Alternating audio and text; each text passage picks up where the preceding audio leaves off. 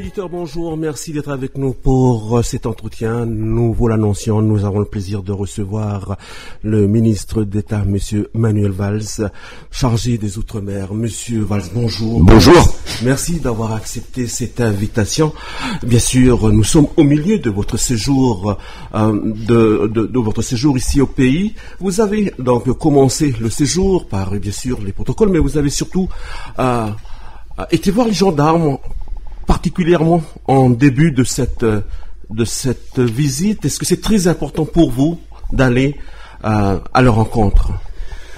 J'ai commencé le rendez-vous en effet par d'abord des gestes symboliques. Tout à fait. Et c'était très important. Le monument aux morts, une cérémonie militaire, m'incliner devant la stèle en hommage au gendarme Molinari qui a été tué au mois de mai, puis aussi à Ouvéa. Mais c'est vrai que je suis allé à la rencontre des forces de l'ordre dimanche, les gendarmes, et je les rencontrerai aussi les policiers une nouvelle fois vendredi. Oui, c'est important parce que je veux dire à tous les citoyens de ce pays, comme vous l'appelez, de la Nouvelle-Calédonie, que l'ordre républicain, mais surtout la protection, nous la devons, l'État, la France, la doit à tous les Calédoniens. Ils doivent être protégés de la violence, des exactions. C'est très important que chacun se sente protégé.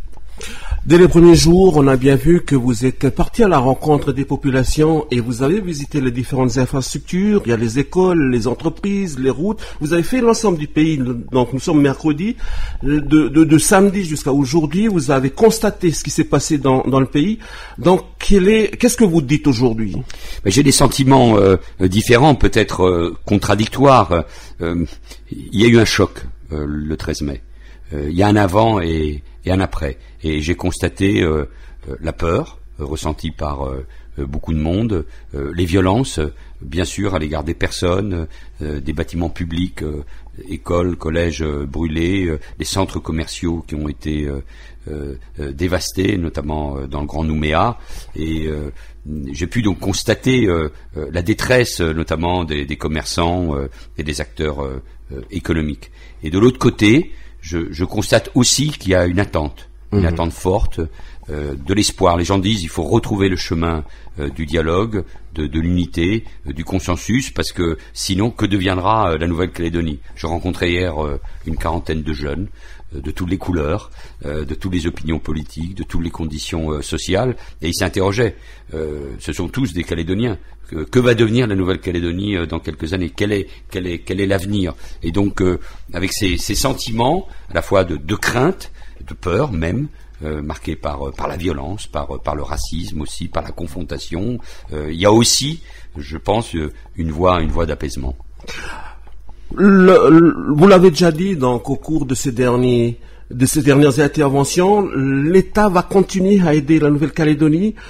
Ici au pays, on se pose aussi la question sur la transformation des prêts de l'État, donc en subvention. On a aussi la question de l'aide au chômage partiel qui va s'arrêter. Donc, sur ces questions-là, comment l'État va continuer à faire ce qu'il peut faire? Oui, au fond, moi j'ai eu 3 messages. Nous venons d'en parler. L'État, la France, est là pour protéger les Calédoniens.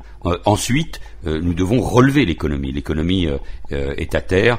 Les émeutes du 13 mai ont eu des conséquences désastreuses sur l'emploi en Nouvelle-Calédonie. Vous le savez, il y a encore près de 15 000 Calédoniens au chômage. Nous avons apporté déjà une aide très importante. Plus de 70 millions d'euros ont été mobilisés en prêts et en subventions.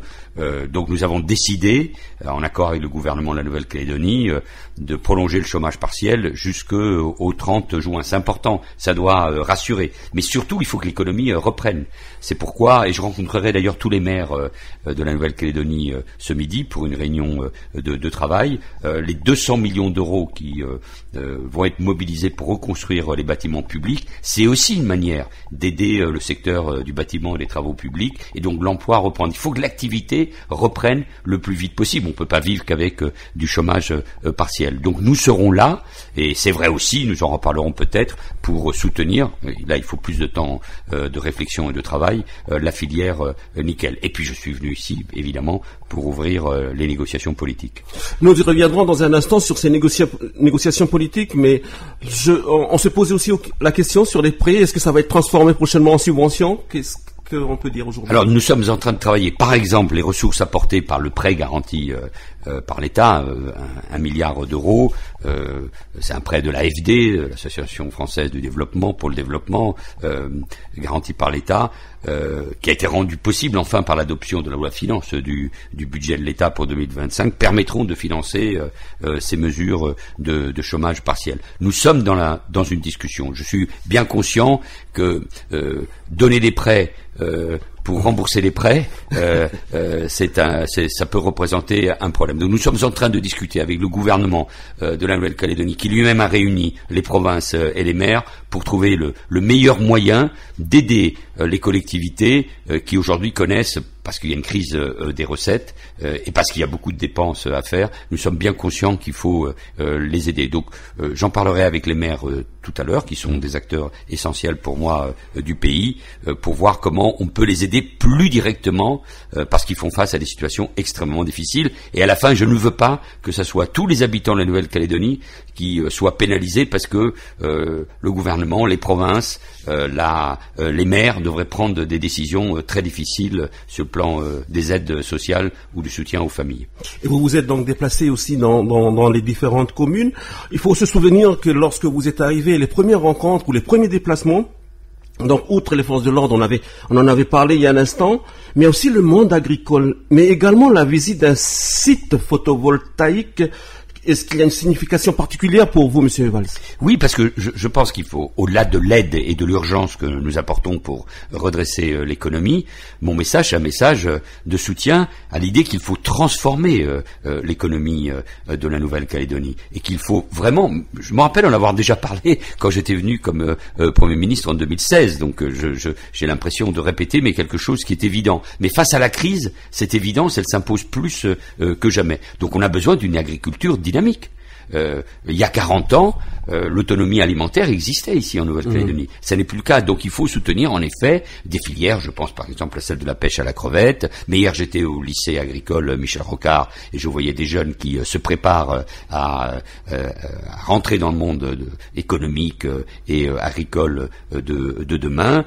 Donc là il y a un message. C'est vrai pour le tourisme. Enfin ce pays est une merveille. Je le connais bien. Entre la mer, les montagnes, les rivières, il y a de quoi faire. Et donc, en Polynésie, le tourisme, c'est 20% du produit intérieur brut. Ici, c'est moins de 5%. Et aujourd'hui, évidemment, l'image de la Nouvelle-Calédonie est très mauvaise après ce qui s'est passé pour attirer des touristes. Et puis, autour de l'énergie, indispensable pour le nickel, mais ça c'est l'économie bleue, c'est l'économie verte, autour de l'énergie, du photovoltaïque, c'est-à-dire du solaire. Oui, la Nouvelle-Calédonie peut devenir un phare, peut devenir un espace innovant dans ce domaine-là. Donc, il faut que l'État, EDF, Engie, Total Énergie, mais aussi des entreprises étrangères qui peuvent venir ici sur le sol calédonien, se mobilisent pour préparer l'avenir. Mais il faut une nouvelle économie, oui. Il faut sortir de l'économie de comptoir pour avoir une économie extrêmement dynamique dans cette région du Pacifique. Quand on parle d'économie ici, automatiquement, on se penche sur le nickel. Donc, vous avez été hier sur des sites miniers. L'État va continuer aussi à avoir un regard sur ce secteur, puisque l'État a déjà beaucoup aidé donc le pays quant à la question minière, mais encore une fois aujourd'hui il est nécessaire parce que nous avons des usines qui sont en berne aujourd'hui, parce que la crise dans le secteur est visible et on le sent. Donc l'État peut-il amener quelque chose sur la question des mines? Oui, vous avez raison de rappeler que sur les 3 usines, 2 sont en berne et la 3e est fermée, celle du Nord. Donc il faut tout remettre à plat. En tout cas, la réflexion, la stratégie nickel. Il y a un pacte nickel qui avait été présenté par le ministre de l'économie d'alors, Bruno Le Maire, qui a été refusé. Je crois que ça a été une erreur de la part des élus de la Nouvelle-Calédonie. Évidemment, le contexte a changé. Je pense notamment à celui des finances publiques de la France. Et puis une usine fermée, ça veut dire qu'elle ne peut pas reprendre. Mais il y a des mines. Il y a un minerai tout à fait extraordinaire. Il y a des offres d'entreprises sud-africaines, indiennes, émiraties, des groupes qui sont prêts à investir. Bien sûr, il faut en parler avec les présidents des provinces, nord et sud, avec le président du gouvernement. L'État sera là pour aider à cette stratégie. C'est une stratégie, parce que ce sont des intérêts stratégiques pour la Nouvelle-Calédonie et pour la France. S'il y a un lien entre la Calédonie et la France, c'est bien celui du nickel. Donc, moi, j'ai des réunions qui sont prévues cette semaine. Il ne faut pas précipiter les choses. Mais s'il y a des investisseurs, eh bien, il faut leur faire la démonstration que, notamment sur la question du coût de l'énergie, nous sommes, gouvernement calédonien, gouvernement des provinces et gouvernement français, en train de faire un effort. On parlait d'économie, donc on va passer maintenant à l'autre partie, à l'autre volet de notre entretien, c'est bien sûr l'état d'esprit que vous avez amené. Donc dès le départ, je le disais tout à l'heure que vous avez rencontré bien sûr les gendarmes et la sécurité, vous avez aussi rencontré les coutumiers, vous vous êtes déplacé à Ouvéa, très symbolique, mais vous êtes aussi allé dans le nord et notamment à Tiendanit, également sur la tombe de Monsieur Lafleur ici à Nouméa. Donc c'est un état d'esprit, Monsieur Valls. Oui, bon. Souvent, quand je suis venu ici, j'ai fait ce type de déplacement. Pourquoi ? Et là, c'est encore plus urgent, plus indispensable, parce que le sang a coulé de nouveau. Parce qu'il y a eu les émeutes, les destructions de mai dernier, la haine, vous le savez parfaitement, on parle de nouveau de noirs, de blancs, de racisme. La peur s'est emparée d'une partie de la population de Nouméa. Il y a un état d'esprit, bon, les choses ont peut-être un peu changé ces dernières semaines, fort heureusement, mais enfin qui est inquiétant. Et je sentais hier des jeunes inquiets. Et pourtant, c'est au fond, si on a un projet pour la Nouvelle-Calédonie, c'est évidemment pour la jeunesse. Mais ces actes symboliques étaient importants pour rappeler d'abord qu'il y a un peuple autochtone, qu'il y a un peuple premier. Ensuite, qu'évidemment, des personnes sont venus, se sont installés, qu'il faut recréer les conditions de vivre ensemble. Dans ce studio où nous parlons, il y a le préambule, les accords de Nouméa. C'est l'un des plus beaux textes qui ait été jamais écrit, qui reconnaît les ombres et les lumières de la décolonisation, le sort qu'a subi le peuple autochtone, le peuple kanak, le peuple mélanésien. Donc, autour de cela, autour de ces symboles, parce que le sang avait coulé dans les années 80, parce que aussi des hommes remarquables comme Michel Rocard, mais évidemment comme Jean-Marie Djibaou et Jacques Lafleur avaient surmonté les divisions et à travers cette poignée de main avaient réussi à remettre le pays sur la voie de la paix. Jean-Marie Djibaou l'a payé au prix de sa vie. Ces symboles, c'est pas uniquement au nom de la nostalgie ou d'un regard vers le passé. C'est plus que jamais utile de rappeler ses bases, ses fondements pour construire le dialogue. Vous avez donc parlé de cet état d'esprit. Il y a une méthode Valls qui peut arrêter à un moment où ça va se poursuivre si même il y a un changement demain du gouvernement. C'est vrai qu'il y a des incertitudes, qu'il y a de l'instabilité dans l'Hexagone, en métropole. Mais moi, je fais comme s'il n'y en avait pas, comme si j'étais là pour longtemps et je représente le gouvernement, mais à travers moi, c'est l'État qui est représenté. Donc, il faut de la continuité, de la stabilité, de la volonté, du volontarisme. Et j'en ai. À partir du moment où nous avons déjà réussi lundi, ça faisait longtemps que c'était pas arrivé, à réunir tous les acteurs politiques autour de la table, et dans quelques instants au commissariat, nous commencerons vraiment les discussions et les négociations.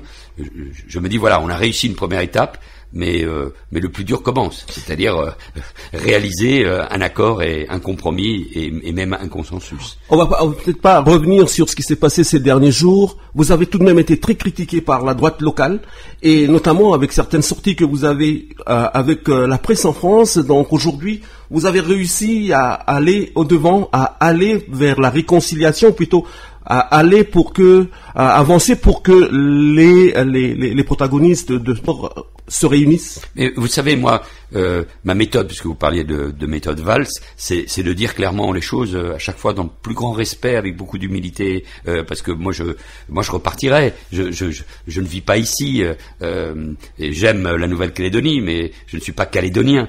Et j'espère que ici les responsables politiques, mais au-delà, les acteurs économiques, la société tout entière, trouvera la force de dialoguer et de construire l'avenir. Mais je dis clairement les choses. Il y a un peuple premier, il y a un peuple autochtone autochtones, ça ne se discute pas. Il y a un droit à l'autodétermination, nous en parlerons dans un instant, qui doit être respecté parce que c'est un droit international et constitutionnel. Il faut garder une Nouvelle-Calédonie unie et indivisible. Il faut aussi respecter la démocratie et le droit. Je n'accepte pas les ingérences étrangères et notamment les liens que certains élus indépendantistes ont noués avec l'Azerbaïdjan, qui est une puissance qui joue contre les intérêts stratégiques de la France en complicité avec la Russie. Voilà, moi je dis toutes ces choses-là de la manière la plus claire. Et d'une certaine manière, je pense que chacun l'entend, et qu'au-delà des énervements, des tensions, et ma foi c'est normal dans ce moment-là, que tout le monde soit autour de la table, c'est une bonne chose, parce qu'il n'y a pas d'autre choix. Il faut un accord politique, parce que sans accord politique, il n'y a pas d'investissement économique, il n'y a pas d'avenir, et surtout, les violences peuvent reprendre. La braise, elle couve toujours. Le 31 mars est une date butoir pour vous? Je fais attention à ne pas précipiter les choses, à ne pas tendre le fil, à ne pas précipiter les choses. Mais si nous voulons, en effet, qu'un accord puisse se traduire par une consultation des Calédoniens, par des réformes institutionnelles et constitutionnelles, et tenir dans de bonnes conditions les élections provinciales, il faut un accord, oui, dans les prochaines semaines. Mais prenons notre temps, ça commence ce matin, on va passer beaucoup de temps ensemble, et on verra pour ce qui concerne le calendrier. Nous allons, avant que vous veniez ici, donc nous avions déjà préparé avec vos équipes ou les équipes du Haut-Commissariat certaines questions, notamment concernant un prisonnier politique, c'est celui du président du FNKS. Le FNKS voulait qu'il participe et voulait aussi...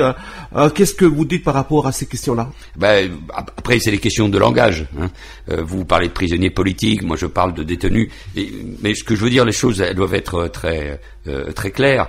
Il y a une très grande indépendance de la justice en France. Il y a une séparation absolue des pouvoirs. En plus, il ne s'agit pas de personnes qui sont condamnées. Elles sont aujourd'hui en détention provisoire. Il y a des procédures judiciaires qui sont en cours. C'est évidemment un élément que chacun doit prendre en compte, cette situation. Chacun l'a bien en tête. Mais moi, sur ces choses-là, je ne m'exprime pas publiquement. En tous les cas, c'est 2 jours de négociations que vous allez faire. Donc, vous êtes optimiste sur une fin donc des discussions 3 optimistes, jours, on va dire. 3 jours, mercredi, jeudi, vendredi, de manière collective. Il y aura sans doute évidemment des bilatérales, des rencontres entre les délégations, peut-être pas seulement avec moi, entre les délégations elles-mêmes.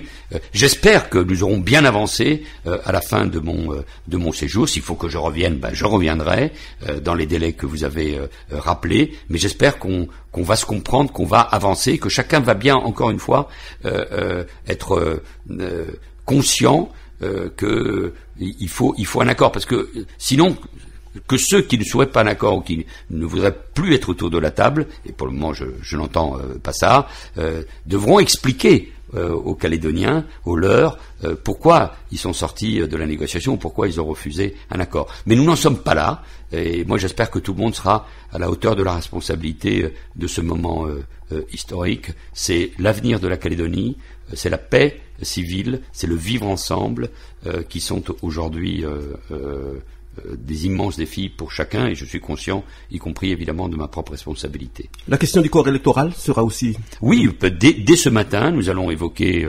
la question du lien entre la France et la Nouvelle-Calédonie, autodétermination, processus de décolonisation, citoyenneté calédonienne, au fond, comment on fait un peuple calédonien, et évidemment, corps électoral, répartition des sièges. Oui, on va parler des sujets qui sont les plus compliqués. Ensuite, on abordera la question des institutions, des compétences du gouvernement, des provinces, avec 2 principes, solidarité entre les provinces, mais aussi capacité de différenciation. Et puis, il faut aussi parler du projet de société, et notamment tourner vers la jeunesse, parce que les problèmes de la jeunesse ont explosé à la figure de tout le monde il y a quelques mois, au-delà de la politique ou des prétextes politiques, mais de tout le monde. Les vieux Kanaks, ceux qui sont d'origine européenne, mélanésienne, peu importe, mais peut-être n'avaient pas vu la détresse et les problèmes de la jeunesse, les inégalités sociales et économiques qui existent en Nouvelle-Calédonie.